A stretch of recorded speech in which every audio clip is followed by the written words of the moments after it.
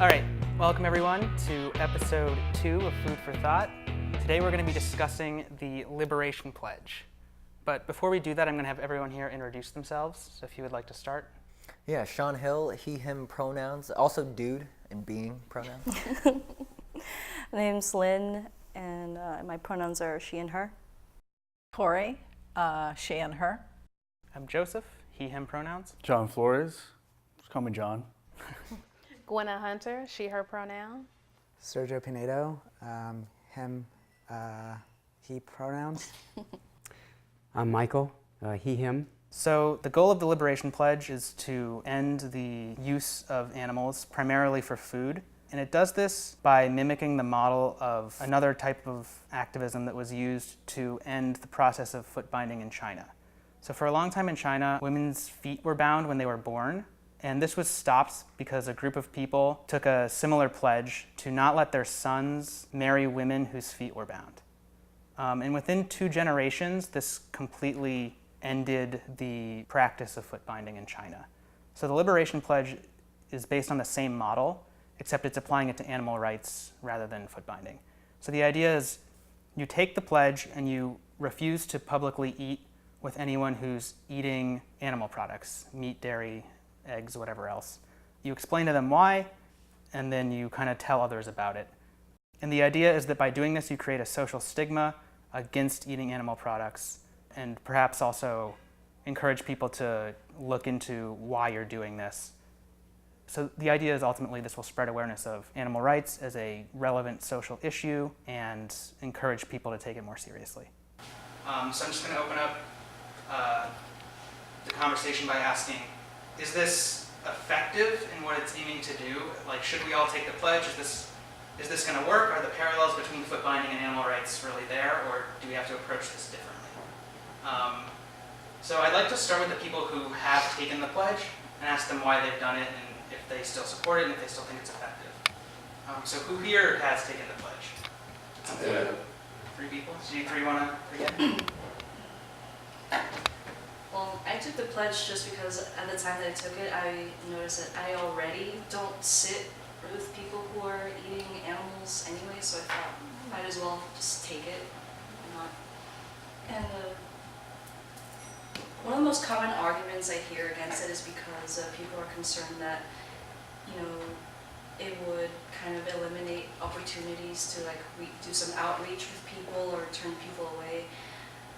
I don't think that has to be necessarily true. Like, you can have a conversation with somebody over a vegan meal, or it doesn't have to be over food at all. It doesn't have to eliminate chances to talk to people about veganism or outreach or push people away. And one of the things I think about is, like, if eating animals is more important to somebody than you are in your life, then that's kind of really crappy. Like, it's not, maybe that's not the kind of person worth keeping in your life. They won't even have the courtesy of just sharing a vegan meal with you or just having a conversation.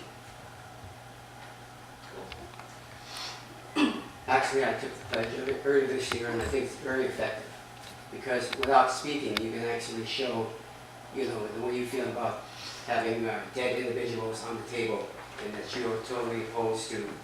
And basically, I found that I even go as far. Well, actually, I live in a house with non-vegans, so I have to do it all the time. I always leave. We never share meals, basically. The only time we ever share meals, we go to Veggie Grill or somewhere, a veggie vegan restaurant. But what I found is that people, it actually is very strong. It's a strong statement without saying anything that you were willing to leave the room or not sit at the table. And this Thanksgiving, in fact, of course, I have to go to my parents' house, and nobody's vegan. So I think just seeing me setting an example of how I feel, my convictions, I think that actually is better than actually speaking and telling them about veganism, because they can see how strong my feelings are. It's like the saying, actions speak louder than words. Exactly. I also go as far as not to even sit on leather couches. I won't do that when I go to my family's houses. John? Yeah, great what both of you said. I guess I took the Liberation Pledge after I was an angry vegan.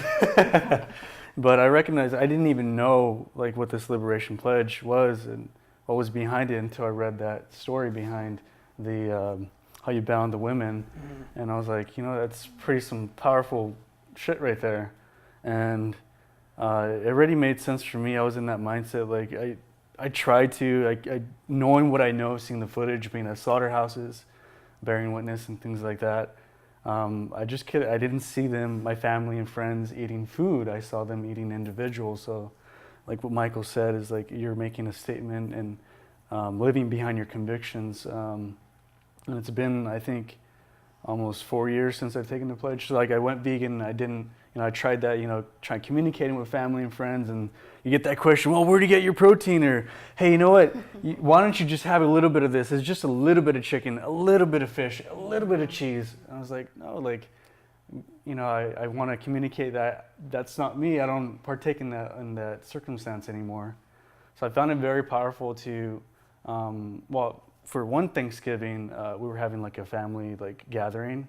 So of course there's going to be turkey in the traditional sense and all that. And it was my first time, I guess, speaking about this in front of like my whole family there, from my dad's side and my mother's side too. And I said, hey guys, I have an announcement to make. Just so you know that this is what I feel and this is what I believe. And this is why I won't be joining you or sitting down at the same table as you as you're eating this food. I actually don't see it as food anymore. Knowing what I know, I see individuals. And they understood that, and went on with my veggie platter, like piled on top, and I just went to a different table. And actually, I know that I'm talking a lot, but I actually gotten some traction with that, with some family members wanting to sit down at the same table as I am, because in the sense when you take that pledge, you're creating this safe space for you yourself, because I think self-care is really important. So creating this safe space to invite people, because often people say, like Lynn said, like, oh, you're kind of like chastising people or saying, oh, you're judging them or whatever, but I see it more of an inviting kind of thing. And I actually had my grandmother, where I would never think that would join me in eating a vegan meal with me. Wow. And even like my dad and my brothers, and I never thought about that until they put their actions behind their words. Would anyone else who hasn't taken the pledge like to comment on why they haven't done it? Yeah, I don't like things like pledges, for instance, just because they narrow your options. So I understand why everyone here who has spoken for it is doing it, but I don't see that necessarily that I have to make that statement, me personally. But one of the main reasons I'd say that is because I am trying to get more involved in other social justice movements, and coming to those movements as a vegan, but not necessarily being vocal about my push for veganism, just showing that vegans actually do care about other social justice issues. And naturally it comes up. I don't force it, but it comes up. But I need to have the ability to be able to sit down in any circumstances and talk to other people. There have been very few times that the vegan part has been a problem. I remember going to a Black Lives Matter protest in downtown when they were protesting against Chief Beck. It was like a 24-hour protest that was ongoing. And so I went down there several times, and there were like a spread of food for people, and people would come up to me. 2 people came up to me and said, would you like to have some of this food? And the first one I said, no, I'm vegan. And they went, oh, no problem. Look, all of that is vegan. Not all of it, but that, and that is vegan. And I was like, wow, cool. And then another woman came up with a platter of cookies. And she said, would you like some cookies? No, I'm vegan, sorry. And she goes, these are vegan. I'm vegan. And it was wonderful. But had I taken myself out of that situation, had I just not just gone somewhere else. I wouldn't have had that experience, and I wouldn't have known that there were other people there that recognize the same values as I do, and I wouldn't have been able to accomplish my primary purpose, which was support them. I never forget about the animals wherever I go, whatever I do, but I know that lots of times I'm more powerful just being there. And I think, especially as a white person in many of these movements, I don't always feel it's my place to insert my thoughts, my opinions, etc. But it is important for me as this privileged person to be there.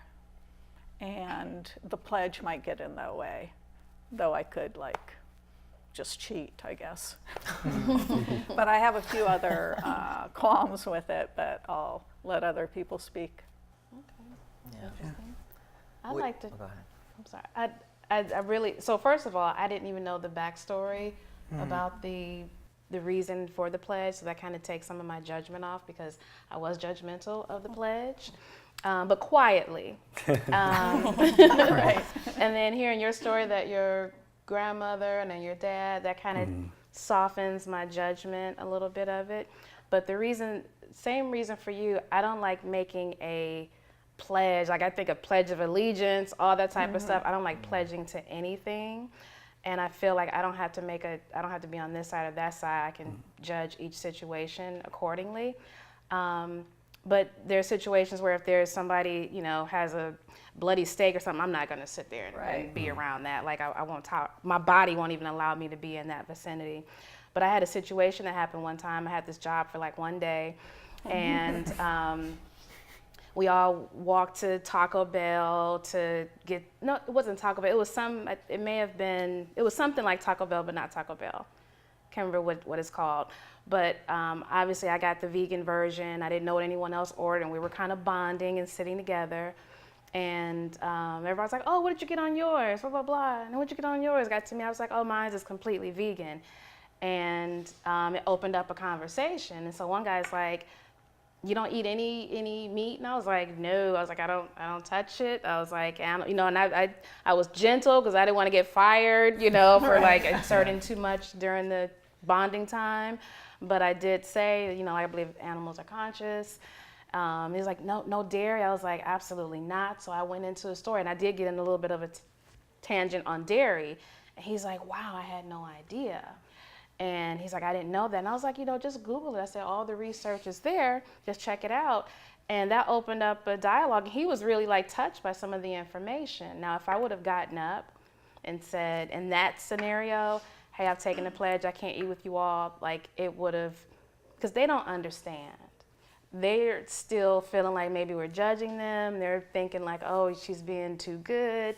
And it could have created conflict and a misunderstanding that could have never cleared up or taken a much longer time to clear up. So for me, I just do it case by case. Yeah. Did you want to go? Yeah, I feel like, first of all, I didn't even know about this pledge for a long time. I didn't know when it first started. I didn't know all these things. So learning about it within the last, I think, few months, I heard about it when I first heard it circulating. And then finding out about the foot binding process and things like that, it was more of one of those things where I need to jump into the story. I need to jump into why that's happening and how it even started. And so that campaign it's very oversimplified, actually. That campaign to end foot binding in China, there was newspapers that reported it. There was somebody that was influential there that was actually broadcasting it at the time. It started off with 9 people, I think, and then it grew to 90 families. And it was in a very focused region in China, right? So it had more of an impact that way, where it kind of just flowered out, right?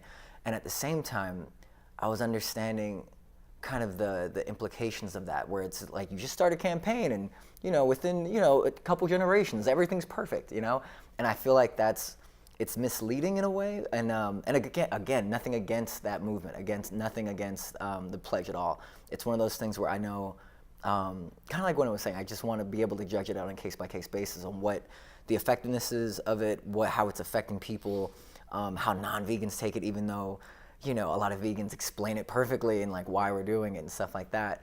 So it's something that, yeah, I'm still learning about, I'm still taking in, and I could see myself doing it, and I would want to do it in a way that replaces something else, right?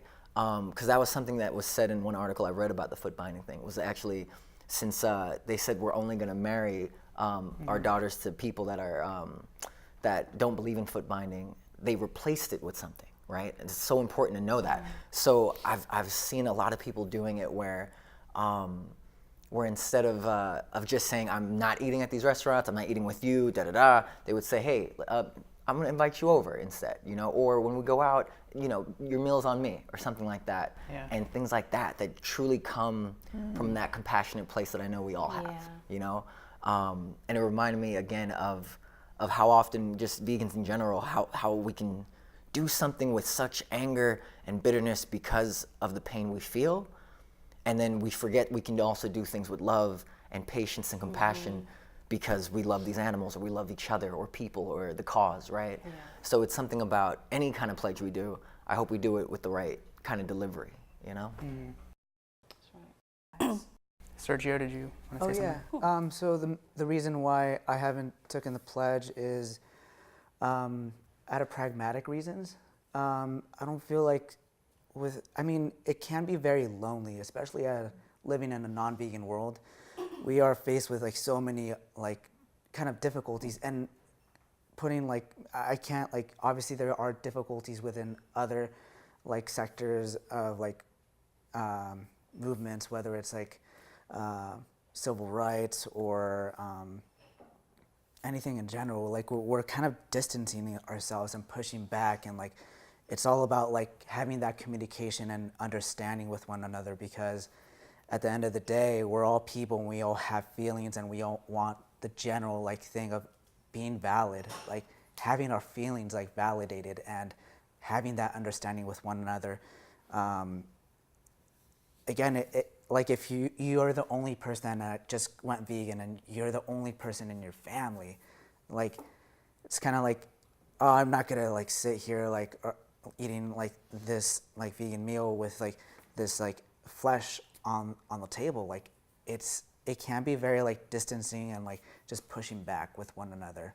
And for me, like right now, this coming week, since it's Thanksgiving, my parents and I are having an all vegan meal, and they're not vegan. And it was a little bit of just like explaining in a very loving way, you have 3 meals a day each day of the year. You like it's about like maybe 1,100 meals in 1 year that one person is having. You can't take like one meal, one like day that just doesn't like impact animals, and they're like, that makes sense. Like I get it. Like, and because I came from a loving place and like try to make them understand, not like, oh, I'm not gonna have like meat or anything like that. It was just that understanding, they got it. So that's the reason why I haven't taken the pledge, and I don't feel like I'm going to, just because it does create that time like where you can do outreach, and like, and yeah, you can do outreach in any other place, like whether it's just seriously on social media or just on the market, you know, like talking to people. So that's where. Yeah. So what I'm sorry, go ahead. No, go ahead. I was going to say I totally respect and love everyone here for the commitment to animal rights. But for me personally, when I look across the table and I see, a steak or a hamburger, I actually see the animal. I actually see the victim. So it's impossible for me to actually sit there across from a victim, an innocent victim. And that's the reason I do it. But I understand that it's a great chance to outreach, like Gwenna and Cory were saying. It's a great opportunity to, reach other people that are perhaps not vegan. But for me personally, it's a, like kind of like everybody has an individual choice to make, and that's mine. It's kind of like I have to do it for them, you know. And I get that. I totally get that too. Like, I totally get that. Like I said, and maybe because, you know, everybody had a burrito, so it was wrapped up. I couldn't really smell anything, but because there's, you know, if I go into a grocery store and go, like, I literally gag when I go near the meat, and it's not because I'm trying to be a cute, funny, smart vegan. Like, literally, I involuntarily start to gag, and I have to hold my breath. So, like, my mom is kind of like veganish, and I love my mom so much. Like, I just can't, like, if she were to make a decision and, you know, eat something around me, you know, for me to get up and say, I'm not going to be around you because, like, I'm not going to make that decision. Yeah. You know, but I may have some other conversation with her and hope that she comes around. I'm just creating a scenario. I'm not saying this has happened.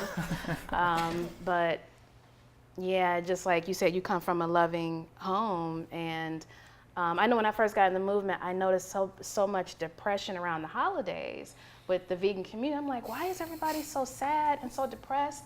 And talking about their families, I would see people like, oh, my parent, blah, blah, blah. And I'm like, why is everybody doing that? Like, and I'm still, you know, concerned for people's hearts. Like, you know, if it's causing you depression and anguish to not be with your family, I don't know, like, is there another way to kind of figure that in so that, you know, people aren't hurting during the holidays? Because you got to and I'm learning, you got to take care of your heart and your emotions and yourself.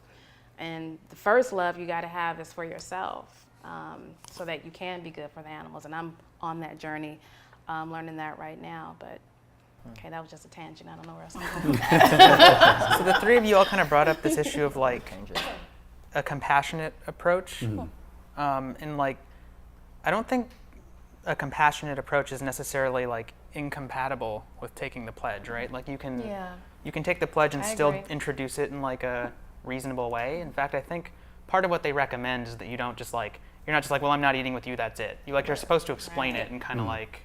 The way John did, like the way he explained it and the way you guys just said, I'm like, okay, I get that. But I think in my mind, I saw people saying, I will not be eating with you today, you have this, and I'm out of here. Like, to me, that is like not, you don't want to leave that as an impression of what the vegan movement is. Yeah, I don't think that's what anyone's, like, recommending you do. I've seen some I maybe. imagine some people are taking it that way, and I think also that's my reaction is that it just doesn't build any bridges. So we do, since we're always saying we're a movement of compassion, a movement of love, we need to follow through in every single aspect, and it's hard. You know, I myself don't. I haven't been in any situations where I've sat with people with a steak, right? Without taking a pledge, there are definitely limits to what I'll do. And I rarely ever am in a restaurant. Maybe this whole year, I've been in a non-vegan restaurant once with a vegan, separated from all the other tables. So I don't really find this coming up that much. I'm talking more about things like meetings that I might go to in other movements. There might be, you know, the spread of food that they have off to the side. It's not vegan, usually. And so I live with that. I can answer when people say, why aren't you eating any of that? And I will, and I welcome that question.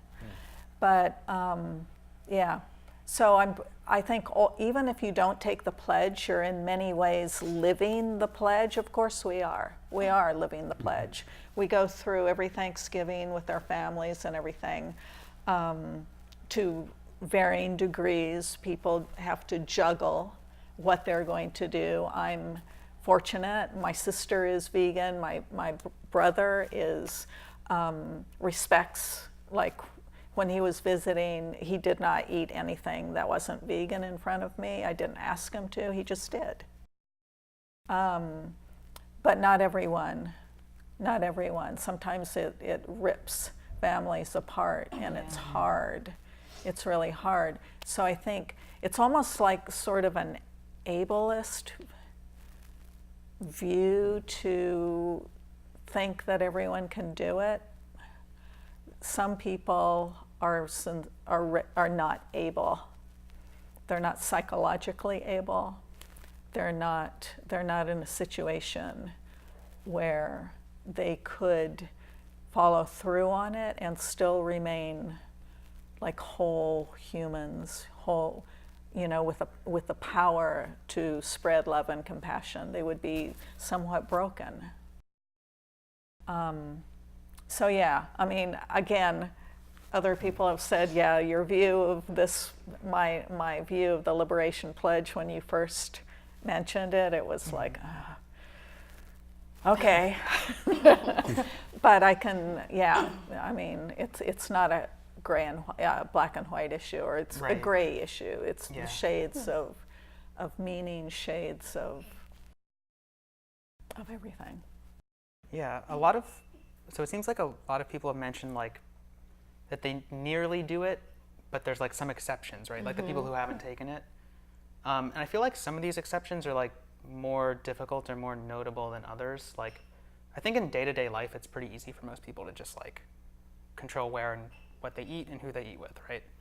But I think it's particularly hard with like family and like work environments and stuff like that. And I think those situations are really the key ones that like keep a lot of people from doing it. So would anyone like to speak to how you can handle that kind of stuff better? Gosh. Yeah, I mean, for me, I'd say the first time I brought, a tofurkey stuffing to Thanksgiving, everybody was like, what is that? What is that? And thankfully, I worked so hard to cook it well and season it right. I was making sure, I had like a lot of responsibility that day, right? So I remember that day and how many people loved it, how many people enjoyed it. And they were like, I don't know what that was, but I liked it. And it was a feeling of accomplishment. Like, I get that, And at the same time, I'm really good at downplaying, where I'm like, no, it's just what I do. This is how I live. What's up? Yeah, I mean, yeah, you can have some of that if you want. It's cool.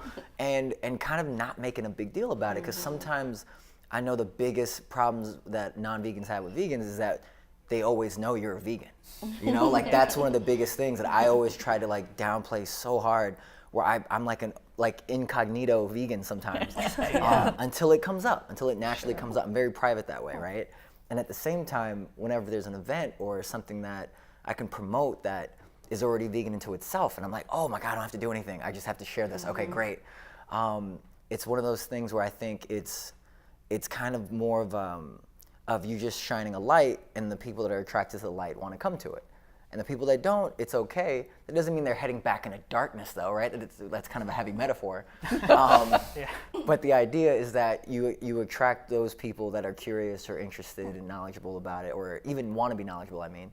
And that's been my like safe zone. That's been my very comfortable place, because I know that in terms of my family and my threshold for being around, these carcasses on the table that we say, right? Being around these beings that we appreciate and love, and we're able to see in a different light because we broke out of our cultural systemic programming. Not everybody has done that. Not everyone was able to do that at the time we're doing it, right? So it's a good reminder, I think, for myself that I know that it takes time for certain people to see things, and at the same time, any kind of revolutionary act like a pledge is not supposed to be something convenient for me. It's not supposed to be like, oh, great, I can have a Thanksgiving now by myself. Oh, great. Like, no, it's supposed to be hard, and I'm supposed to go through things and change through it and change those around me through it. And so that's what the thing I'm questioning is now, is how much of a revolutionary act that would be that I would want to incorporate into my life, that I think it would be effective for myself and others. And at the same time, if there's enough people doing it already, that it might work out anyway without me doing it. But doesn't that mentality, that's like a really defeatist mentality, right? Like, yeah, I'll wait till everyone else does it. Well, then it's already taken care of at that point, right? Yeah, but that's the thing. I'm not waiting, right? Sometimes I think in waiting for something to happen, then yeah, we fall into that. But I'm still doing. I'm like you said, we're always doing something within this community. That's never been stopping. But it's when we're passive and we're like, oh, something else came along. I'm not going to join that either. You know what I mean? That's I know what you mean with that kind of mentality. So I'm joining so many different things, but this one I'm not sure on yet, and I'm still researching. I'm still finding out more. That makes sense. Does that make sense? Yeah, for sure. Okay, cool. Yeah. And in a way, it can be inclusive too. I don't see it as ableist. Like my approach, of course, was like, oh, you guys are eating like animal bodies, like, no, screw you, I'm not doing this. At first, I was like that, but then I took a look at it and say, well, how can I be most effective? Like, how can I speak for the animals? Like, if this was maybe the animals in my space, how can I, communicate? Hey, this is what's up. This is going down. And at first, I was like that, and then I kind of switched my tactics and saying, hey, look, this is what I'm gonna have this table dedicated to vegan food. Hey, everyone's welcome. And then people are like, hey, what y'all eating over here? Like in this family gathering, like, I thought you only eat like this stuff or like breads or whatever. It's like they just check out your plate. And that's how I was able to, now my family, like, hey, son, you want to go out to eat or do you want to do this and that? Like, they're inviting me to a vegan place. Even my bro, too. Like, I mean, I come from like a heavy like meat eater background. Like Latino families are just super heavy and like meat eating. So I feel like I incorporated more in like an inclusiveness. Like, hey, you know what? This space is a safe space for me, and it could be for you too. Come eat vegan with me. At first I was just like not like that. I was like, you know what, screw you, and then I just changed it up a little bit. I love that though. I love that table idea. That gets into the whole issue of like, does taking the pledge like increase or decrease like how much you're able to talk about the issue, right? Because it kind of gives you, some people have said earlier that it's like, well, you're cutting off some avenues of like conversation, but in some ways it's also creating new ones, right? Because like you're making people curious about what you're doing and all that kind of stuff, right? Yeah, for sure. It's still, you can have as many conversations as you want to. I found it, I tried that, like the cheating, how Sean said it, like, hey, like I'm gonna just cheat a little bit. But I tried that, it didn't vibe with me a little bit. So I was like, let's try it out. Let's sit around like people that are eating like these animal products and see what's up. And of course you'd get like, what, John? Like, what are you doing? Like, what are you eating? And hey, where do you get your protein? Or like, hey, why don't you have like a little bit of steak? Stuff like that. But then like, I didn't really jive with it. So I was like, you know what? Maybe the pledge is for me. I tried it out, like just to see where it goes. But I found it, for me, from what I'm doing, I find it most effective. And like, it really has people to question, like, what's John doing? Like, or what are these? Or what is he up to, or like, what is he eating? If I'm not eating that, like, what is he eating? It sounded like it made you like the cool kid. I wish that.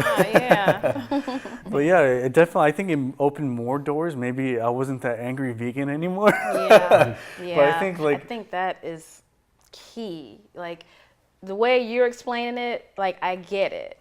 But when I was looking at it before, it seemed like I saw when I first came to the movement, I saw it and it seemed like it was angry, the pledge. And I'm like, I don't want any parts of that. But it sounds like you've evolved into like more compassion with it, and so I can get with that. Yeah, you can still be loving and compassionate with the pledge, for sure. Yeah, I've had a similar situation to John. When I bring my food over, everybody says, oh, that looks so good, And actually, they all want to try my food. And then when they look at their food, so actually, it does work that way too. Yeah. So because of the fact that we are doing something different, and people are curious. Yeah, and curious too. Have you ever noticed like the vegan dish when you're at like a potluck or whatever? It's always the first one to go. Always. 100% of the time. That's true. Absolutely. Like, eat your own food. Right. Same Well, no, actually, don't eat your own food. Yeah, eat our food. Right. Yeah, for me, like the most important part of the Liberation Pledge is the approach. Like, definitely you gotta have like a positive and tactful approach to it. That's what makes it matter the most.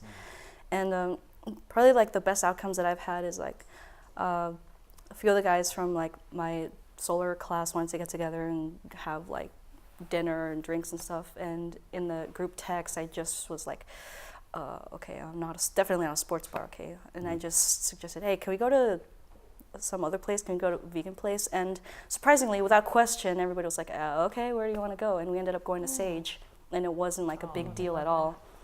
So definitely a couple of positive outcomes like that. And then definitely some really difficult ones where there's really not much I could do about it. For example, like the job I used to have, I used to work for a solar nonprofit. I was an installation supervisor, so my job was to instruct and like teach all the volunteers on how to install solar and all that stuff. So whenever we'd go to like a house, a homeowner's place to like install everything, it would be on them to like provide lunch for our crew of volunteers. Dear. So in that situation, like there's really nothing I can like do about that. So I would just be like kind of at lunchtime, kind of like away from everybody else and just bringing my own food that I brought from home. But sometimes a homeowner would be nice enough to have something specially for me. I had like one homeowner be nice enough to go all the way to Veggie Grill and get me something. I didn't ask them to, they were just nice enough. Nice. So yeah, there's some really difficult scenarios where you can't really do the part of a pledge where you like, it's not that easy to do outreach, especially when you're in someone else's house who already went through the trouble of preparing all this like food. So you just kind of, the only thing you could do is like not sit with people, but not come off as being kind of, you know, being off-putting. Yeah. And did So you that's like the, Yeah. I'm sorry to request. interrupt. Did you request that from your job about having a different meal or anything like there's that? Or nothing did to, they it's say nothing that the company could do about it because it's the homeowner that, it's the homeowner that it's provides whatever it? whatever they want to do for lunch for everybody, that's what they're gonna do. So, and then the holiday parties is also difficult.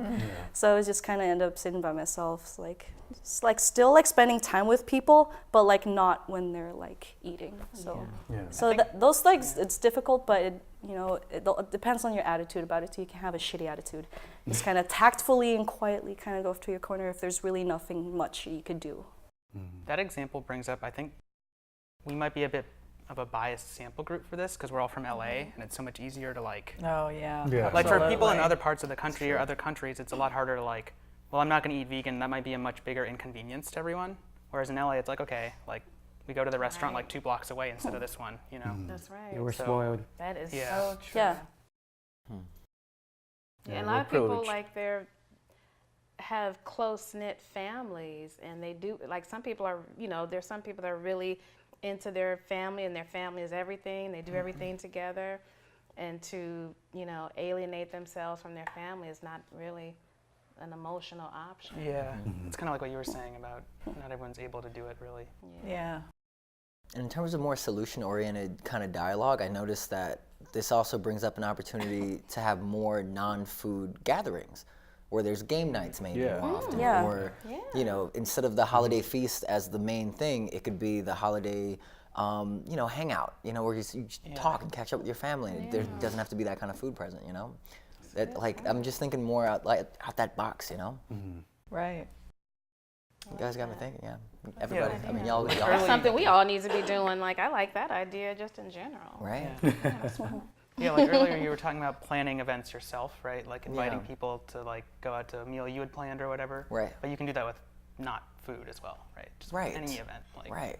And when I was thinking about all the meetups I have, like throughout the year, meetings and things like that, I'm thinking half of them were at a place where there were only beverages or something like that, where it wasn't food oriented. And I'm thinking about how many places we can meet, like at a park instead, things like that, where it doesn't have to be a food-based, issue or something that comes up like that.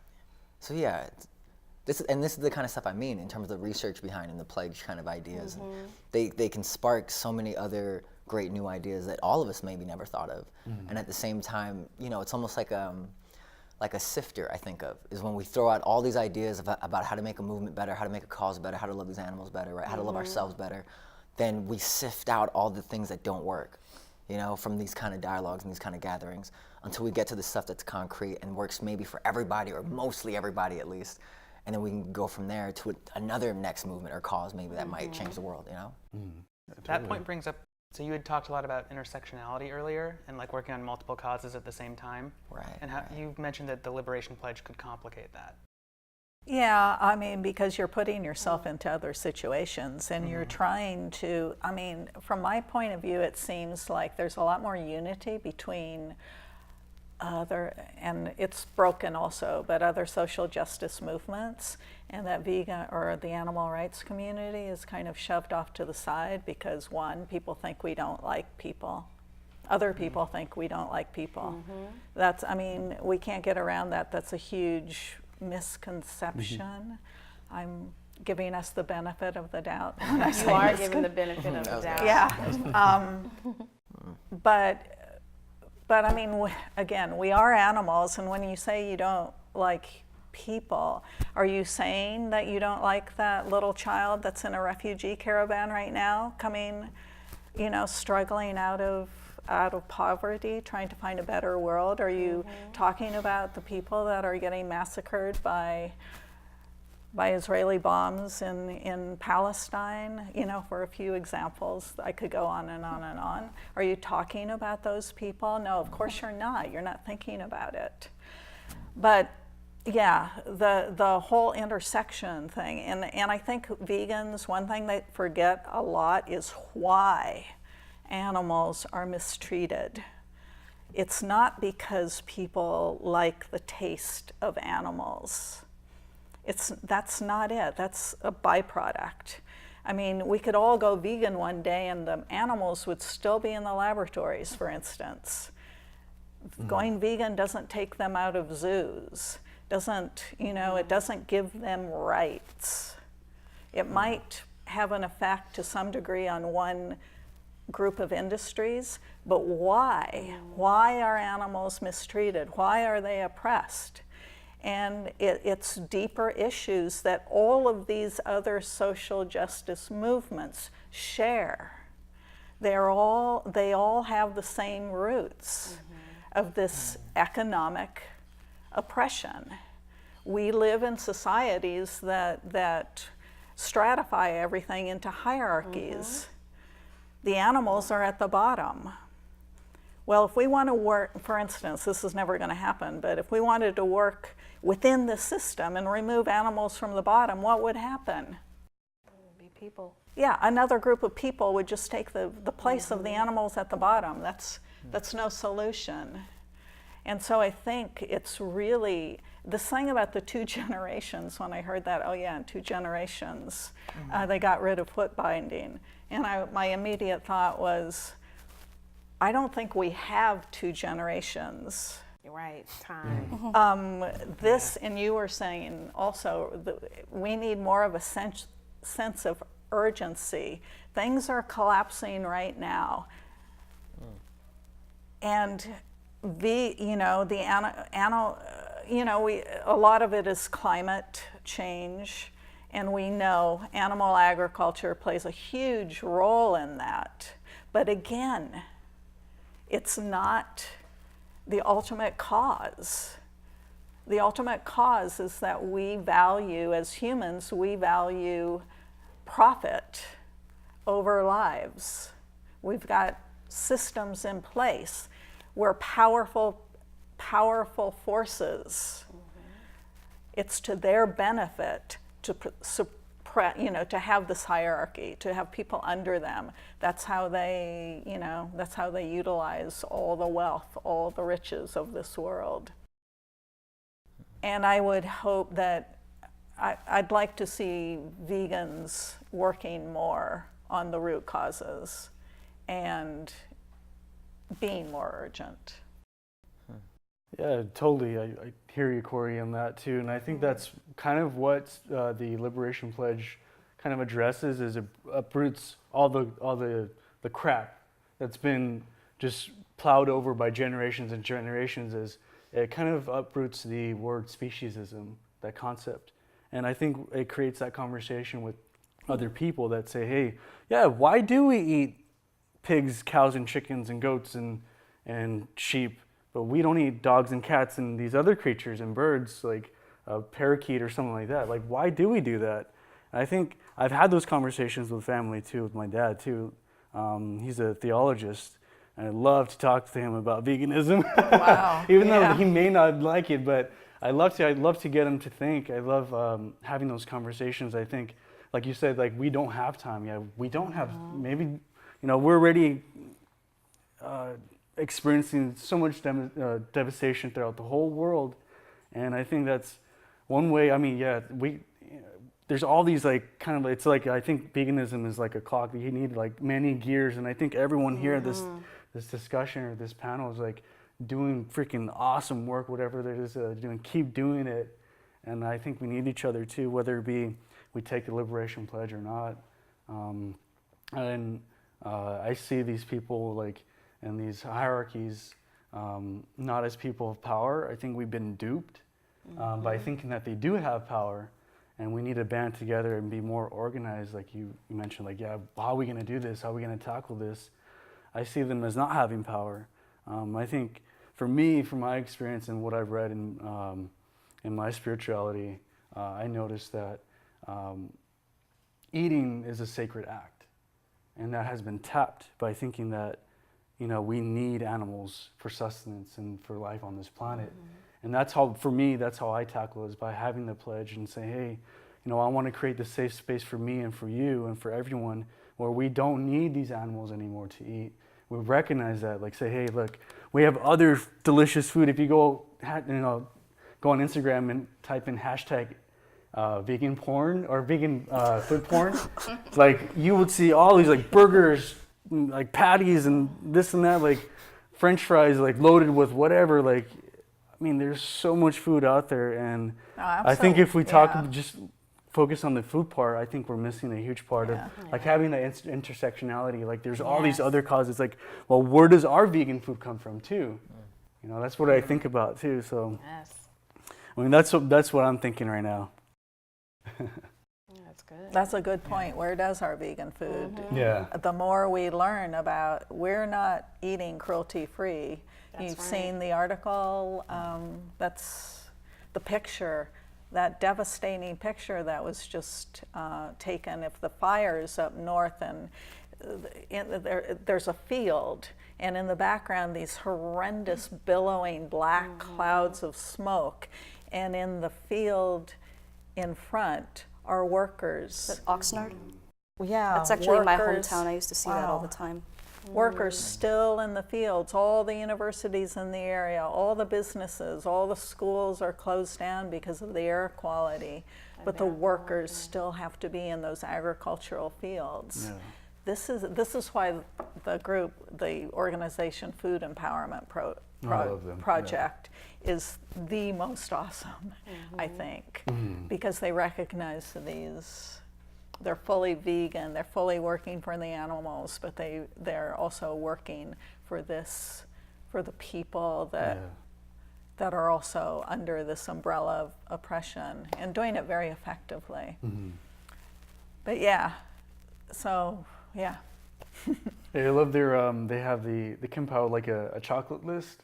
Every time I talk to vegans or non-vegans or pre-vegans, as I like to see them too, as I always share that, hey, you know what? Did you know about this? Like, there's still slavery in this food system. They're like, oh crap! Like, I didn't think about like where chocolate comes from. So I always share that. I mean, I'm a huge chocolate lover. There was an article recently about cashews. The production of cashews is a very, very horrendous process where the people that are actually shelling the cashews are exposed to these toxins, and their fingers are like burned, and it's horrendous. And so there's now like not fair trade, but like what would you call it? Ethical cashew lists. But of course we don't know yet. It's not common knowledge who those producers are. So it's like almost a minefield. Everything that we eat or drink, and sometimes you just have to let it go. But I think you always have to keep an awareness, awareness that this exists, and not be complacent about it. I think it's good when you're doing having these conversations, that you do it in a way that, like you said, makes people question. Because, like, I never was involved in any type of movement ever. This is like my first one, and when I started learning about, the public schools are funded by meat and dairy, and I'm like, what? Like, I was, like, I just recently, you get your memories in your Facebook, and I got a memory from when I first went vegan, and I'm like, in caps, exclamation. I'm like, this is crazy. Like, I was like psycho for like a quick second. And I'm like, well, I've come a long way, because it was a post about the dog meat trade, which still can make anybody crazy. But it was just like, I was just like, and, but yeah, as I started learning all this information, I'm like, and I always consider myself to have a certain level of being awakened, but I felt like I had no clue once I came into the vegan movement and I started learning about all this information. I'm like, wait a minute.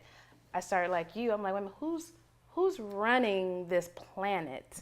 Like, whose heart is involved? Is it even a human? Like, what is going on this planet where somebody like doesn't love us? Somebody hates us. They want us to eat other individuals. They want us to take pharmaceutical drugs. They want to make us put oil in cars. They want to harm us and kill us. And I just started thinking about all these different layers and start questioning everything. And so now I don't like trust anything. Yeah, I know. I know. But yeah, it's good to just question this whole thing, because when you do that, you help. Because I don't know how this thing is going to work, but I just hope that we have some type of mass awakening where everybody just all of a sudden just starts to say, wait, what's happening here and what's going on? Because somebody mentioned something about, you know, this system, and it's like, you know, it kind of has, like, we are the power.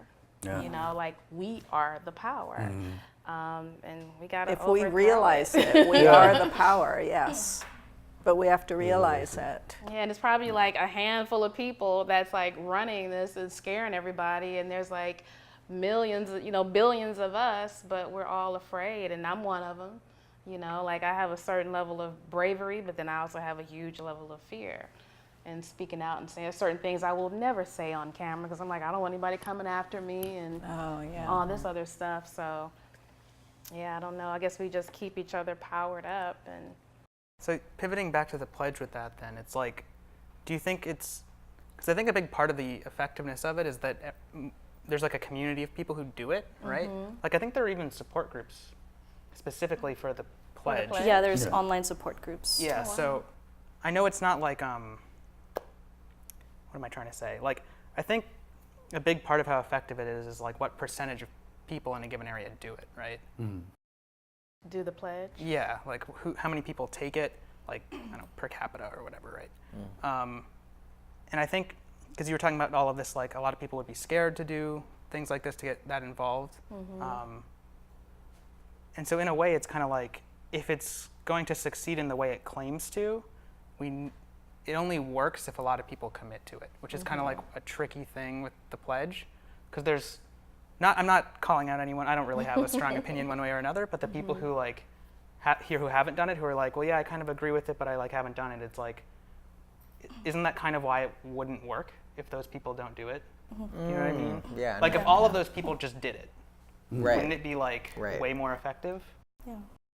And you don't even have to officially take the pledge to do it. You just like, it's just something that you practice. You don't have to like really like sign anything or announce to the world, I am taking the pledge. Like, no, you just do it and like do it in your own like tactful way with positive attitude, positive approaches, however sneaky, however if you want to be sneaky about it, that's also a good way to go. And like yeah, it doesn't really take too much effort, just just trying your best to like navigate each situation that you come to and just try to make the best of it. And like to go back with what Cory said a little while ago, like we probably don't have a couple generations, so it's even more important now for like as many like vegans as possible to like do something with that pledge, or just like do the best they can with it, and in the most tactful, most outreaching, positive way, like get other people to have that conversation. So just to wrap up then really quick, like, I think what that brings up then is like, is the pledge the most effective thing we could be doing, or is there something we should use to replace it? I think it's like one thing that we can do. It doesn't have to be the only thing we can do, but I do think it is useful. Does anyone want to add any last comments before we wrap up? Sergio? Oh, sorry. Then Gwenna. Yeah, I feel like all forms of activism have some kind of impact. There is no form of activism that has zero impact, because every single one, we need like everyone to talk about it. There needs to be a conversation, whether it's having meals with people that are not yet vegan, or just like having an all vegan like family, because there are so many communities opening up and becoming active. And that's another thing that I think we need to discuss, is like, you don't need to have like your immediate family to like have Thanksgiving or celebrations or anything like that. You can make your own family, like with your activist friends or anything like that, and that can be like more encouraging. Like, oh my God, like Joseph, Michael, anyone, like they're having like literally a party every single weekend, or they're going to an event every single day of the week. Like that can encourage other people to be like, oh man, like this is fun. Like I need to have like vegan meals. I need to go to these movements. I need to do all these events. Like it can encourage other people to have that conversation that we all need. Yeah. Gwenna, give you the last word. Well, I wanted to say, how do you all feel about vegan options? So like if you frequent a restaurant that has vegan options, but they're still serving animals in there, but yet we want to encourage and support the restaurant because they've created a vegan option. So where does that fall into that? It's kind of more of a question. Are we allowed to answer that, Joseph? I mean, we have like a minute left. Okay. I definitely wanted to share. Yeah, maybe next time. I definitely wanted to respond to what you said earlier about the things you wouldn't say on camera and things like that. And the refugee child example, like I feel like the equivalent of a Me Too movement would actually make this whole entire animal like cause change in a day. If we could find the equivalent of that, that would be beautiful, because I think corruption is at its core, and I think everything that people don't know and that they fear to know is at its core. And once we approach those things, yeah, that's where a lot of change can happen. So yeah, pledge or not, it's one of those things where we need to keep that as a forefront for sure. Yeah. That's my last opinion, at least. On that note, I think we're going to wrap up episode 2. So thank you everyone for coming. Much love, y'all. Thank you. Appreciate you all for being here. Thank you.